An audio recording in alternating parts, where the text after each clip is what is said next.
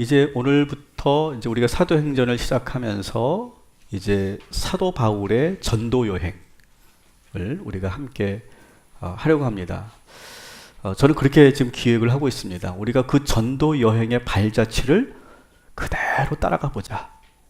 마치 내가 그 현장에 있는 것처럼 우리가 가보자. 그래서 막 대충 막 설렁설렁 가지 않고 좀 천천히 바나바와 바울과 함께하는 이 전도 여행을 우리가 함께 하려고 합니다.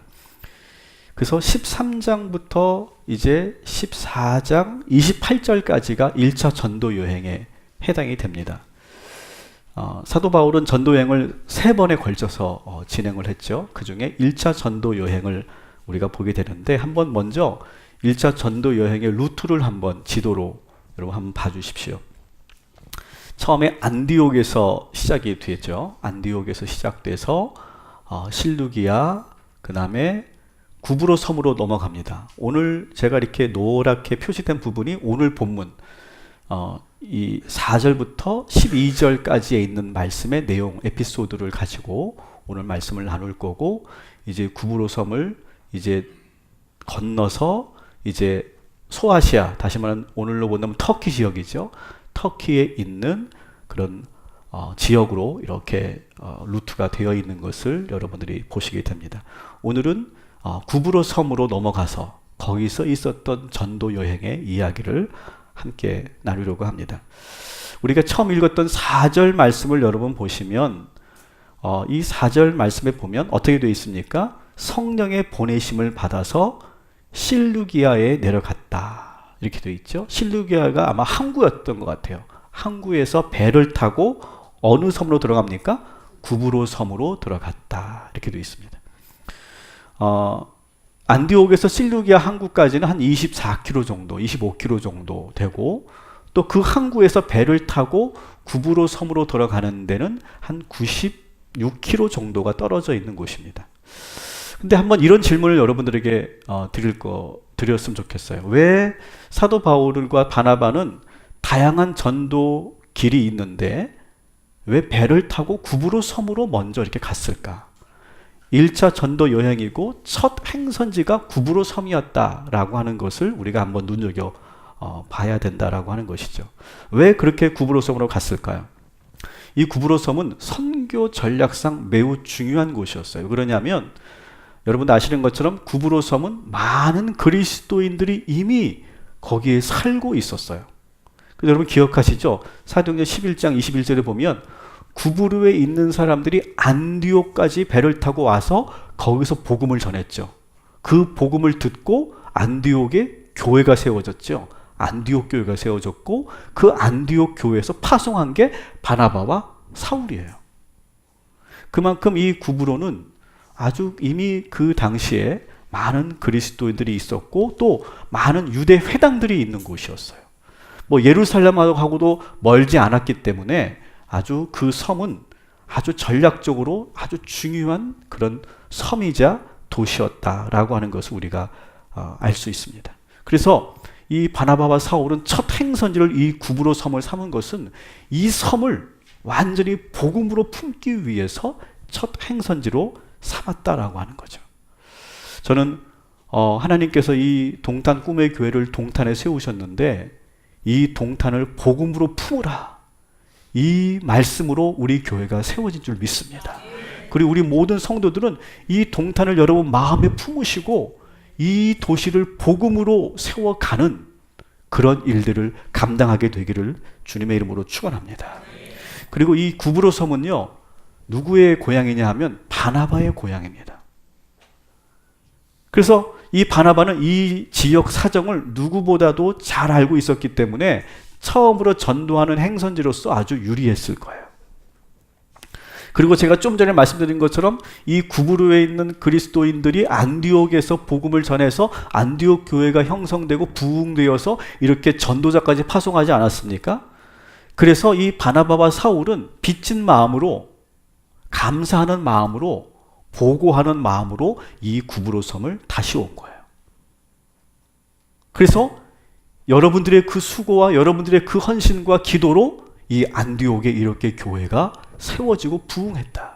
그리고 우리가 이렇게 오게 되었다라고 하는 것을 지금 설명하기 위해서 온 것이죠. 여러분, 우리 동탄 꿈의 교회는 오늘 처음 오신 분들도 계시니까 제가 다시 말씀드리는데, 우리 동탄 꿈의 교회는 복음의 빛을 지고 있는 교회예요. 안산 꿈의 교회와 광교 꿈의 교회 성도들이 눈물로 기도했어요. 제가 그 교회에서 16년 동안 부목사 사역을 하면서 이제 열심히 사역을 했고, 또 김학주 목사님께서 선포를 하시고 이 동탄 땅에 교회를 세우겠다라고 이렇게 선언하신 이후에 안산 꿈의 교회와 광교 꿈의 교회 성도들이 한 마음이 되어서 눈물로 매일매일 기도했어요. 그리고 물질의 헌신으로 세워진 교회예요. 참 감사한 것은 우리 교회는 이 모든 공간을 다 교회에서 다 지원을 해줬습니다. 우리는 세가 없어요. 그만큼 모든 것을 후원하고 지원해서 이 교회가 세워졌어요. 그래서 안정되게 이 개척교회가 이루어질 수 있도록 뒤에서 그렇게 마치 구브로 사람들이 안디옥 교회를 위해 헌신했던 것처럼 그렇게 헌신했기 때문에 이 교회가 세워진 거예요. 그래서 우리는 항상 빚진 마음을 가지고 있어야 돼요. 우리 빚진 마음을 가지면서 우리가 해야 될 것이 무엇인가, 당장 우리들의 의무와 책임이 있는데, 그것은 뭐냐? 그것은 바로 기쁜 소식을 그분들에게 전하는 거예요. 저는 우리 동탄 꿈의 교회는 늘 기쁜 소식, 좋은 소문이 나기를 소망합니다. 그래서 제가 지금도 우리 김학수 목사님께 제가 우리 교회의 사정을, 상황을 이렇게 보고를 합니다. 그러면 너무너무 좋아하세요. 당신이 이렇게 기도하는 가운데 하나님께서 그렇게 감동을 주시고 이 동탄 땅을 보게 하시고 이곳에 교회를 세웠는데, 막 이 교회가 부흥하고 있다는 소식을 들으니까 너무너무 뿌듯하신 것 같아요. 그래서 저는 사실 성격적으로 저는요, 주변에서 저에게 많이 물어보거든요. 교회가 많이 부흥한다면서요? 교회가 지금 뭐 아주 뭐 이런 소문도 있더라고요. 동탄의 진공청소기라고. 그런 소문도 있다는데, 그래서 근데 저는요, 이렇게 성격적으로 제가 잘 표현을 못해요. 뭐 다 그렇죠, 뭐 개척교회인데요, 뭐. 저는 이렇게 잘 막 드러내질 못해요. 근데 우리 김학주 목사님은 정반대예요, 저하고. 막 만나는 사람에게마다 다 이 동탄 꿈의 교회를 막 알리고 전하고, 그래서 저는 아무것도 안 하는데 대신 우리 목사님이 다 지금 우리 교회를 알리고 소개하고 그렇게 계시는데, 저는 항상 그런 사명이 있어요. 항상 우리 꿈의 교회에게, 안산과 광교에 있는 성도들에게, 목사님들에게 좋은 소식을 전해야 되겠다. 저는 우리 교회가 빚진 자로서 가장 먼저 우리가 지금 당장 해야 될 것은 기쁨의 소식, 좋은 소식을 전하는 일이 우리가 해야 할 일인 줄 믿습니다. 지금 아마 이 구브로 성도들은 이 안디옥 교회가 부흥하고 있다는 소식을 들으면서 너무너무 뿌듯했을 거예요. 너무너무 기분이 좋았을 거예요. 보람이 있었을 거예요. 여러분, 저는 우리 교회만이 그런 것이 아니라 저는 여러분의 삶이 그랬으면 좋겠어요. 여러분의 삶이 기쁨의 소식만 전하는 사람들 되시기를 소망합니다. 여러분, 우리가 그럴 때 있잖아요. 누군가 전화가 와요. 근데 전화가 오는데 어떤 사람 전화를 딱 보면 얘가 왜 또 전화했지? 그런 사람 있죠. 얘 또 이거 받아야 되나, 이거 분명히 또 사고 쳤는데. 그런 사람이 있고, 어떤 사람은 와, 얘 또 무슨 또 새로운 소식을 전하려나? 그래서 바로 받는 사람이 있어요. 둘 중에 하나예요. 근데 저는 여러분들이 기쁨의 소식을 전하는 사람들이었으면 좋겠어요. 그렇게 우리가 삽시다. 제가 이렇게 때로는 이제 목회를 하면서 이렇게 막 숨가쁘게 달려왔거든요. 저는 16년 동안 정말 하루도 제대로 쉬지 않고 달려왔고, 이제 쉬지도 않고 제가 이 또 개척교회를 또 시작하면서 더 열심히 달려오다 보니까 때로는 제가 좀 이렇게 체력적으로 좀 버거운 경향이 좀 있어요. 아침에 일어날 때 조금 이렇게 무겁다든지 그럴 때가 있어요. 그럴 때는 이해하고 들으십시오. 담임 목사인데 교회가 가기 싫을 때가 있어요. 그냥 막 저를 막 끌어당기는 것 같은 느낌이 있어요. 막 침대에서 막 나를 막 끌어당기고 완전히 내가 탁 붙어있는, 완전 접착제로 붙어있는 것 같은 느낌을 받을 때가 종종 있어요.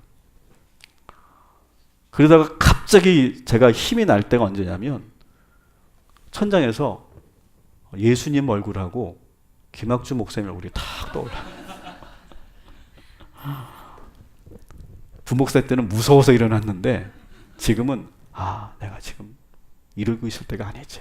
그런 마음으로 벌떡벌떡 일어나게 되는 그런 일들이 종종 있습니다. 저는 여러분들이 오늘 이 시간 함께 이 말씀을 나누면서 여러분들을 믿음으로 세워준 사람들이 있죠. 그죠? 여러분들을 위해 지금도 눈물로 기도하는 사람들이 있죠.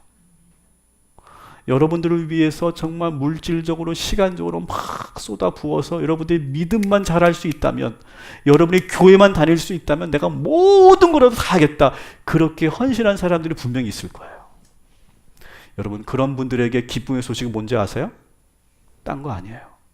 엄마, 나 요즘에 교회 잘 나가고 있어. 나 요즘에 열심히 신앙생활하고 있어. 누나 때문에, 형 때문에 나 예수 믿었는데 나 지금 너무 행복해. 그런 소식 듣는 게 가장 기쁜 소식인 거예요, 여러분. 아버지, 저 세례 받았어요. 저 집사 됐어요. 그것이 가장 기쁜 소식인 거예요, 여러분. 동탄에 와서 내가 꿈의 교회를 만나서 내가 신앙생활 열심히 하고 있어요. 여러분, 그런 소식을 전하는 사람들 되시길 바랍니다. 이것만큼 좋은 소식은 없는 거예요. 오늘 이 시간 우리가 이 말씀을 듣고 이 바나바가 자기의 고향 집인 이 구브로를 한 걸음에 달려가서 그 기쁨의 소식을 전하고 있는 것처럼, 여러분 이 말씀을, 이 예배를 끝나고 나가셔서 꼭 전하하세요. 여러분들이 영적 멘토들에게 전하하세요. 엄마, 나 오늘도 교회 갔다 왔어. 나 오늘 주일 성수했어. 나 요즘에 열심히 신앙생활하고 있어. 동탄 꿈의 교회 와서 내가 1대1이라는 것도 해보고 있고 제자훈련도 하고 있어. 나 이런 거 처음인데 너무 좋은 것 같아. 여러분, 그렇게 전하고 전하는 여러분 되시기를 주님의 이름으로 축원합니다.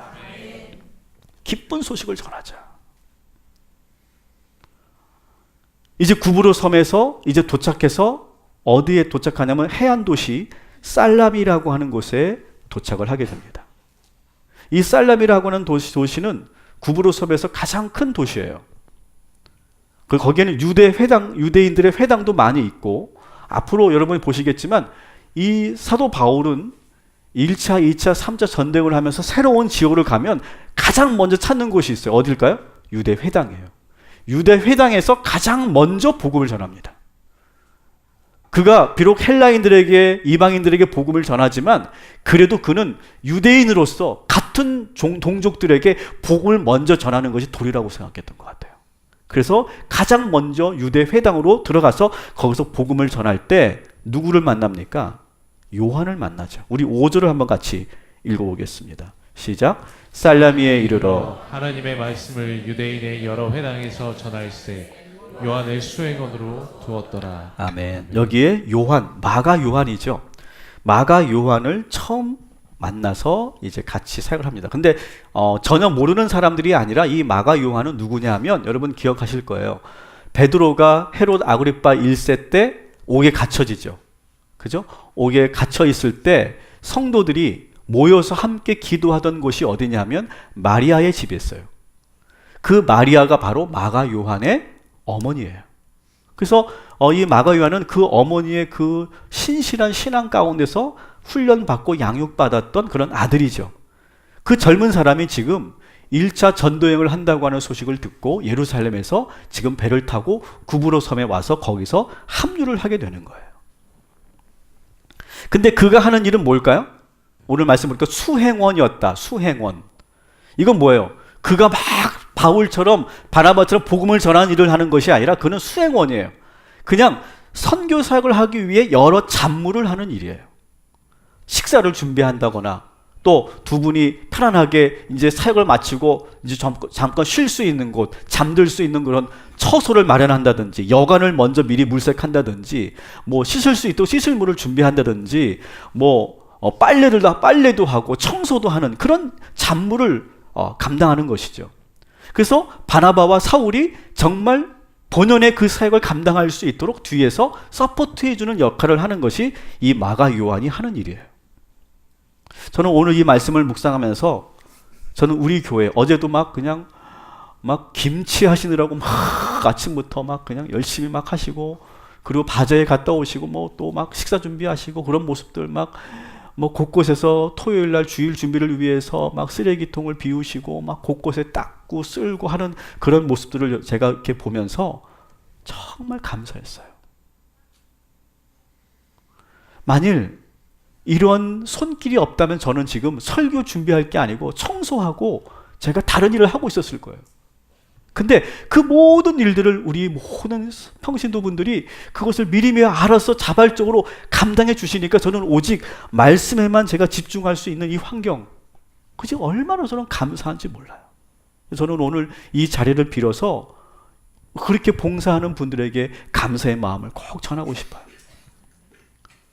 무엇보다 좋은, 우리가 이 예배를 마치고 나면 좋은 만나를 먹을 수 있도록 좋은 식사를 준비해 주시는 우리 만나팀과 우리 여성교회 회원들에게 다시 한번 감사를 드립니다. 우리 새가족들이 등록하는 이유가 목사 설교보다 밥 때문에 등록했다, 그런 말을 많이 듣습니다. 제가 너무 감사하고, 또 지금도 매연 가득한 지하 주차장에서 주차 안내를 해주시고 있는 우리 남자 권사님들, 집사님들 너무 감사하고, 쓰레기 분리수거를 잘 해주고 계시고, 종종 들어가서 화장실이 지금 상당히 열악한데 그것을 또 잘 알아서 점검해 주시는 분들, 곳곳에서 보이지 않게 땀 흘리며 수고하는 분들, 그런 분들이 계신 거 너무너무 감사합니다. 찬양대는 왜 얘기 안 하냐고요? 네, 여러분들 감사합니다. 여러분, 이렇게 우리가 마가 요한처럼 그렇게 합심하고 협력해서 이 교회가 이루어지고 있어요. 우리 서로에게 한번 박수로 감사의 마음을 한번 전했으면 좋겠습니다. 감사합니다. 감사합니다. 지금 이 마가 요한을 만나서 이 세 사람이 이제 어디로 갑니까? 지도를 잠깐 보시면 이제 살라미에서 관통을 합니다. 관통을 해서 어디로 가요? 바보. 저는 어릴 때 이거 보고서 얼마나 깔깔거리고 웃었는지 몰라요. 이게 뭐야, 바보래. 어릴 때는 막 아무것도 아닌 거 가지고 막 재밌었다고 웃잖아요. 근데 막 바보래, 막 지도에 이런 게 있어, 막 그러면서 막 웃었던 기억이 나는데, 무식한 거였더라고요. 이게 바보라고 했지만 사실은 원래 이름은 파포스라고 하는 곳이에요. 파포스를 이렇게 한글로 번역을 하다 보니까 바보 이렇게 된 건데, 파포스라고 하는 지역이에요. 이곳은 로마 총독이 사는 행정도시예요. 행정도시. 이 행정도시니까 아마 우리나라로 본다면 세종시와 같은 그런 모습이겠죠. 근데 이곳에서 아주 중요한 사건이 일어납니다. 누구를 만나냐면 마술사였던 바예수라고 하는 사람을 만나요. 바예수. 그럼 바예수라고 하는 뜻이 뭡니까? 바가 붙으면 뭐예요? 앞에 바가 붙으면 누구누구의 아들이란 뜻이죠. 그러면 무슨 말이에요? 예수의 아들이란 뜻이에요. 그러니까 여러 가지 해석이 있지만 저는 그렇게 봅니다. 구브로 섬은 아까 말씀드린 것처럼 예수님에 대한 복음과 예수 부활의 소식이 이미 많이 알려져 있는 그런 지역이었어요. 그래서 예수의 능력에 대해서 많은 사람들이 알고 있는 거예요. 그래서 이 마술사가 아예 이름을 바꿔서 나는 바예수다, 난 예수의 아들이다, 이렇게 지금 공언하고 다니는 거예요. 그러면서 사람들을 현혹시키고 혼란스럽게 하는 거예요.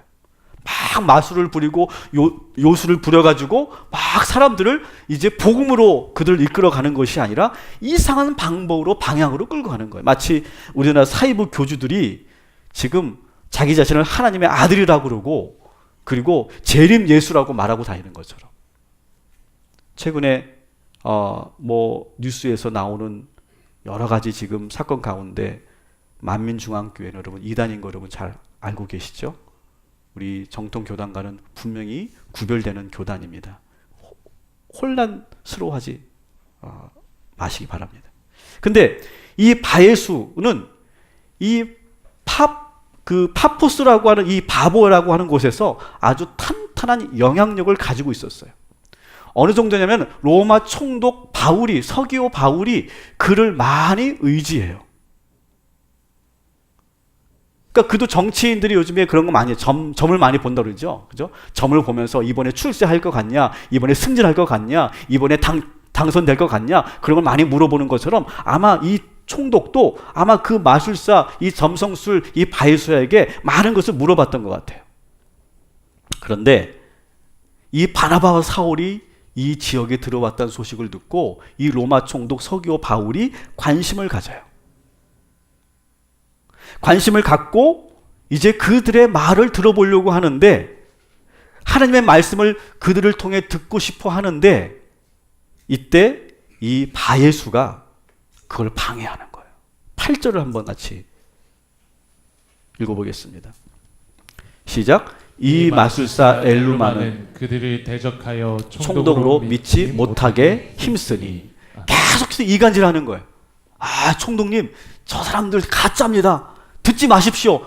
아예 상종도 하지 마십시오 하면서 저들이 말하는 말씀은 다 가짜니까 내 말만 들으십시오 라고 자꾸 이간질을 하는 거예요.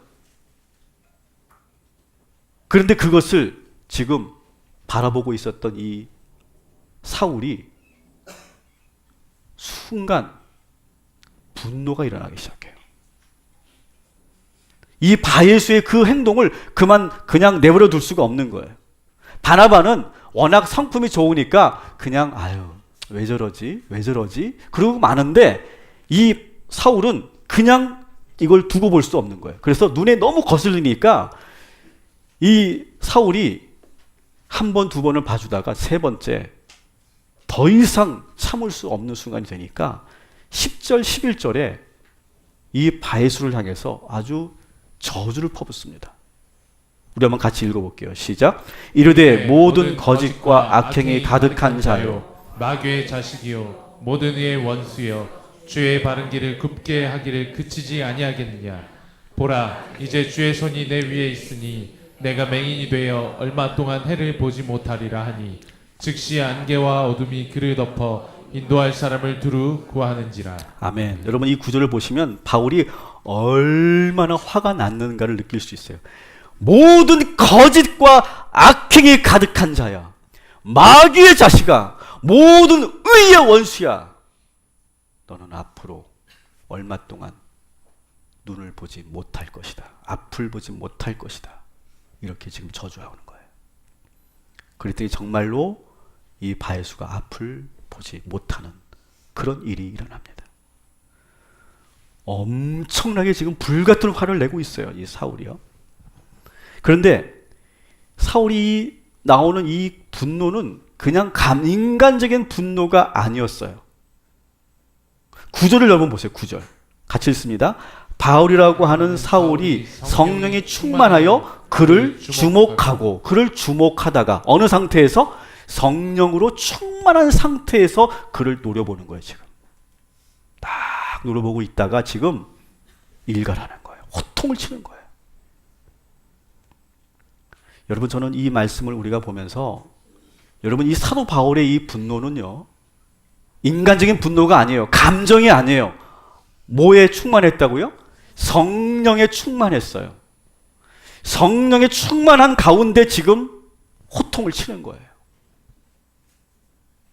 혼을 내고 있어요. 왜 혼을 냅니까? 지금 이 바예수는 하나님의 영광을 가리우고 있고 성령을 방해하고 있고 말씀대로 하지 않고 자꾸 그렇게 회방하고 있기 때문에 지금 바울이 그냥 그것을 내버려 둘 수가 없는 거예요. 이 바울의 이 노기는 즉흥적인 충동적인 것이 아니었어요. 감정적인 것이 아니었어요. 성령님이 주시는 거룩한 분노였어요. 저는 오늘 이 말씀을 제가 이렇게 묵상하면서 저는 오늘 하나의 작업을 여러분들과 함께 하려고 해요. 제가 오늘 이 말씀을 준비하면서 기도한 게 있어요. 하나님, 오늘 저에게 성령 충만함을 주십시오. 이 설교자에게 성령 충만함을 주십시오. 그리고 이 성령 충만함으로 우리 성도들에게 제가 호통 한번 치겠습니다. 제가 한번 우리 성도들에게 일갈 한번 하겠습니다. 그리고 우리 성도들이 성령의 충만한 가운데 듣는 그 설교자의 그 호통 소리를 듣고 하나님의 음성을 듣기를 원합니다. 그리고 거기서 찔림이 있기를 원합니다. 정신이 확 들기를 원합니다. 그리고 회개하기를 원합니다. 엎드려지기를 원합니다. 그리고 돌이키기를 원합니다. 오늘 이 작업을 저는 오늘 해보려고 해요. 눈을 한번 감아보세요. 이거는 어느 특정 누구에게 제가 하는 말이 아니에요. 오늘 기도로 준비하고 성령 충만한 주의 종이 성령의 이름으로 여러분들에게 호통 한번 칩니다. 여러분, 지금 그것을 멈추셔야 합니다. 멈추지 않으면 안 됩니다. 예수의 이름으로 말합니다. 여러분, 멈추세요. 스톱하세요. 여러분 자신을 지금 잘 돌아보십시오. 지금 여러분이 어떻게 살고 있습니까? 잘 돌아보세요, 지금. 여러분 스스로 지금 여러분이 무엇이 문제인지 잘 알고 계시지 않습니까? 돌이키십시오. 돌아서야 합니다, 여러분. 자꾸만 감추지 마시고 변명하지 마시고 오늘 무조건 회개하시기 바랍니다. 언제까지 여러분 그렇게 슬퍼만 하고 계시겠습니까? 언제까지 그렇게 패배감에만 빠져 있겠습니까? 언제까지 그렇게 울고만 있겠습니까? 일어서세요. 제발 좀 일어서라고요. 왜 그렇게밖에 생각 못해요, 지금? 좀 긍정적으로 봅시다, 여러분. 새롭게 봅시다. 하나님이 주시는 눈으로 봅시다. 왜 그렇게 삐딱하게만 보냐고요, 지금. 욕심을 버리세요. 그 집착을 버리세요. 그 손을 좀 놓으세요, 제발. 그 미련을 놓으셔야 해요. 그리고 용서하십시오. 그리고 마지막으로 여러분들에게 권면드립니다. 신앙생활 똑바로 하세요. 제대로 하셔야 돼요. 여러분 편한 대로 하지 마세요. 똑바로 하십시오.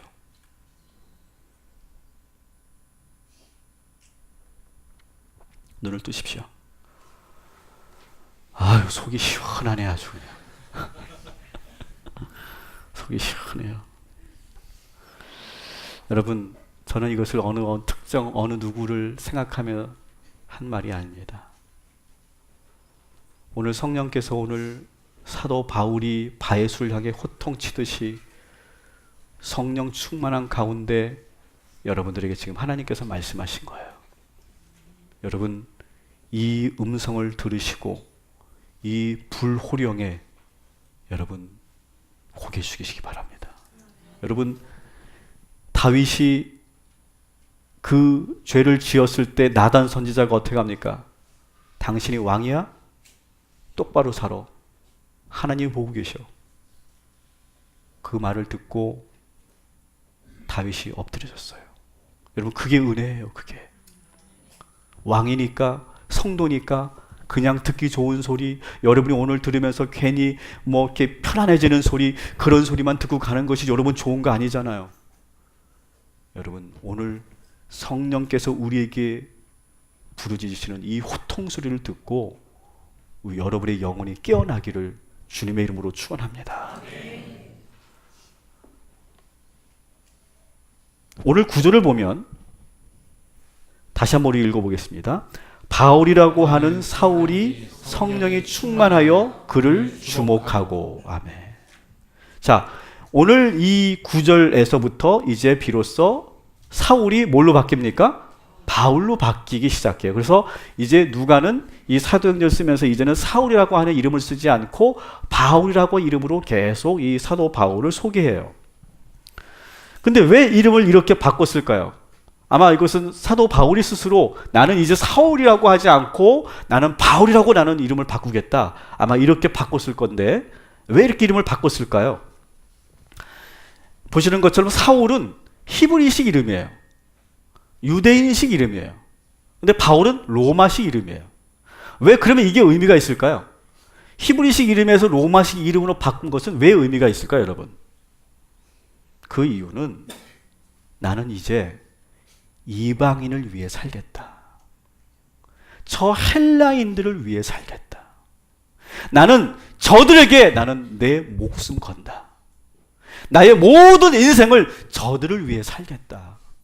나는 아예 이제 헬라인처럼 생각할 것이고 헬라인들과 함께 할 것이고 나는 이방인들을 주로 복음을 전하는 사도가 되겠다. 그러한 결단으로 이 이름을 사울에서 바울로 바꾼 거예요. 저는 이 이름을 바꾸는 이야기는 이 사울에서 바울의 이야기도 참 감동적인데 제가 또 감동받은 것은 여러분 우리 서양 선교사님들이 우리 조선 땅에 들어와서 사역을 하면서 우리 선교사님들이 다 어떻게 했냐면 우리나라 한국식으로 이름을 다 바꿔요. 그래서 여러분 알렌 선교사 같은 경우는요.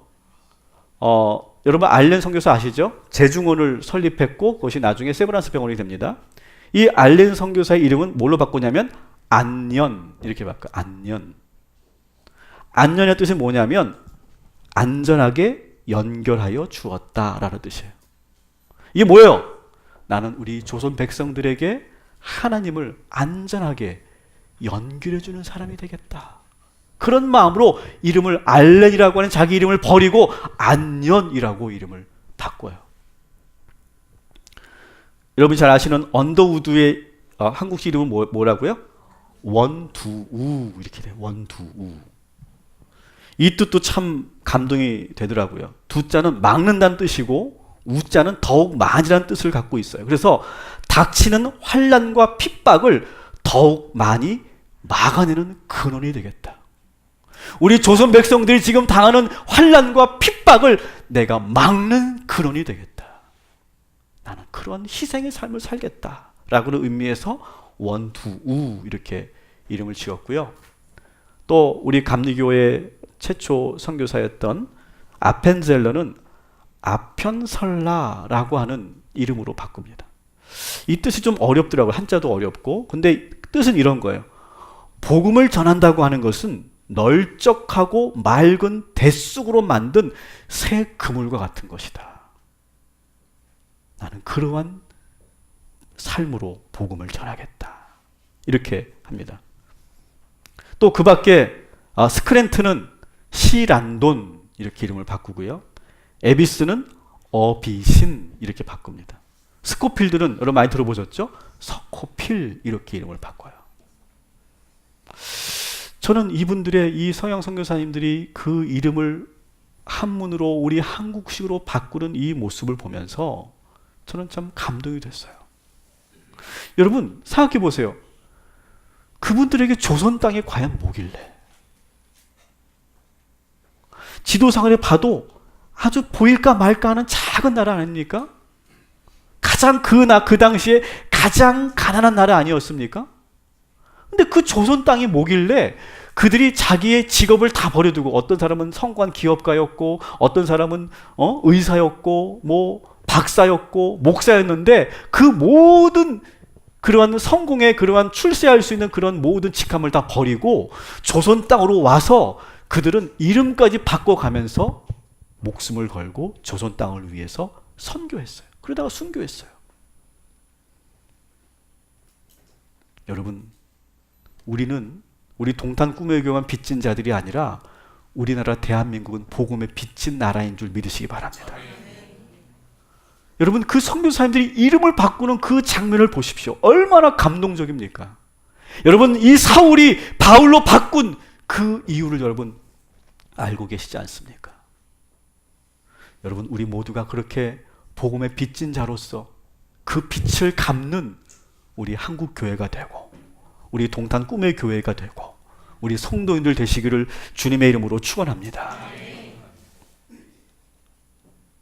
그리고 마지막으로 여러분들에게 이러한 권면을 드리고 마치겠습니다. 여러분